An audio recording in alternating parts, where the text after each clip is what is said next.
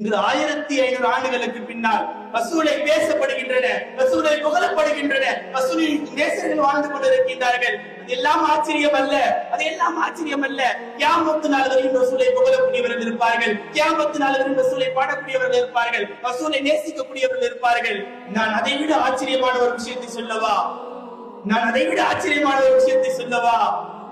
மதீனத்துல் முனவ்வராவில் நாயகம் ஸல்லல்லாஹு அலைஹி வஸல்லம் அவர்கள் சபை சஹாபாக்களோடு நாயகம் அமர்ந்திருக்கின்றார்கள். நாயகம் சொன்னார்கள், வதீத்து அன்னி ரஐது இஹ்வானி, என்னுடைய சகோதரர்களை நான் பார்க்க ஆசைப்படுறேன் நபி ஸல்லல்லாஹு அலைஹி வஸல்லம் சொன்னாங்க. சஹாபாக்கள் கேட்டாங்க, அவலஸ்னா இஹ்வானனா யா ரசூலுல்லாஹ், நாங்க உங்க சகோதரர்கள் இல்லையா ரசூலுல்லாஹ்னு கேட்ட உடனே, நீங்க எல்லாம் என்னுடைய தோழர்கள், என்னுடைய சஹாபாக்கள், என்னுடைய சகோதரர்கள் இருக்கின்றார்கள். அவர்கள் எனக்கு பின்னால் வருவார்கள்.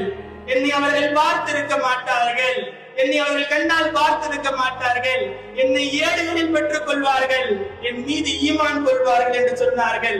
அந்த சகோதரர்களை நான் பார்க்க ஆசைப்படுகிறேன் என்று சொன்னார்கள். நாம் எல்லாம் நாயகத்தை ஆல ரசூலுல்லாஹி ஸல்லல்லாஹு அலைஹி வஸல்லம் என்று தான் படித்திருக்கின்றோம். நாயகத்தை பார்த்தது கிடையாது. ஆனால் நாயகம் எங்கள் நெஞ்சில் நிரம்ப இருக்கின்றார்கள், எங்கள் கல்வியில் நிரம்ப இருக்கின்றார்கள்.